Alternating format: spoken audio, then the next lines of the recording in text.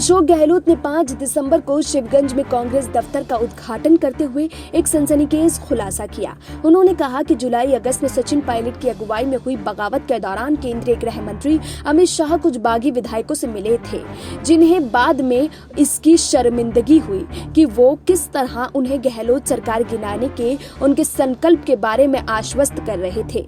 गहलोत ने कहा कि उन विधायकों ने उन्हें बताया कि कहां सरदार पटेल और कहां ऐसा गृह मंत्री। गहलोत ने यह भी आरोप लगाया कि केंद्रीय मंत्री धर्मेंद्र प्रधान भी वहां मौजूद थे और वो ऐसा दिखावा कर रहे थे कि वो सुप्रीम कोर्ट और हाई कोर्ट के जजों के साथ बात कर रहे हैं ताकि फैसला गहलोत की सरकार के खिलाफ और बागियों तथा बीजेपी के पक्ष में आए। वहां बीजेपी के राज्यसभा सांसद जफर इस्लाम भी थे, जिनके बारे में उनका आरोप है कि मध्य प्रदेश में कमलनाथ सरकार गिराने में उनकी भूमिका रही है। गहलोत पहले ही कह चुके हैं कि मध्य प्रदेश के बागियों से बात करने वाली पूरी टीम वही थी, जिन्हें राजस्थान के बागियों की देखभाल के लिए लगाया गया था।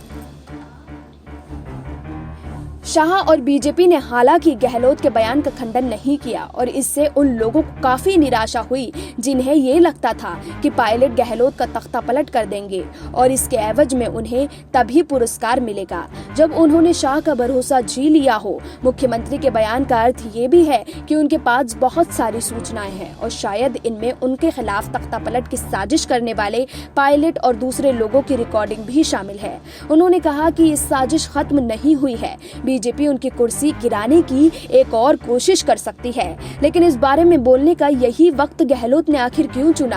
क्योंकि उन्हें अंदेशा है कि पायलट समेत अधिकतर बागियों पर अब और अधिक भरोसा नहीं किया जा सकता। दिल्ली में नेताओं का एक धड़ा उनसे कुछ ऐसे बागियों को कैबिनेट और आधिकारिक पदों में सहमति करने के कह रहा है जो पायलट के नजदीक थे, लेकिन गहलोत को लगता है कि ऐसा करना उन निष्ठावान विधायकों से अन्याय होगा जो 1.5 महीने से होटलों में रह रहे हैं।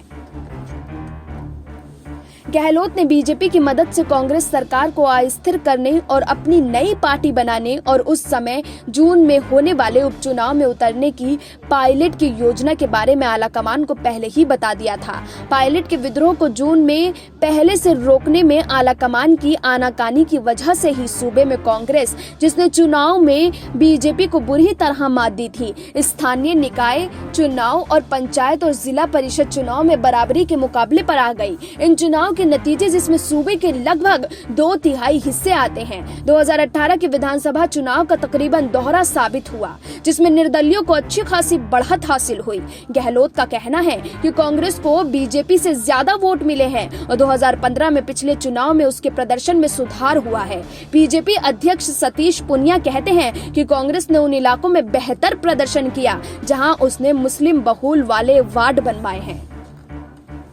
इसके साथ ही प्रदेश कांग्रेस अध्यक्ष गोविंद सिंह डोटासारा कहते हैं कि पार्टी उम्मीदों के मुताबिक प्रदर्शन नहीं कर पाई क्योंकि उन्होंने नए संगठन का गठन अभी तक नहीं किया है। गहलोत जानते हैं कि आलाकमान ने पायलट के साथ कोई वादा नहीं किया, जिसका दावा उनके समर्थक कर रहे हैं। पायलट कैंप के बागी बेचैन होने लगे और उनमें से कुछ ने लगातार गहलोत से संपर्क साधा और इसके एवज में पायलट को उन्हें अपने साथ रखने के लिए कुछ न कुछ जरूर करना पड़ेगा।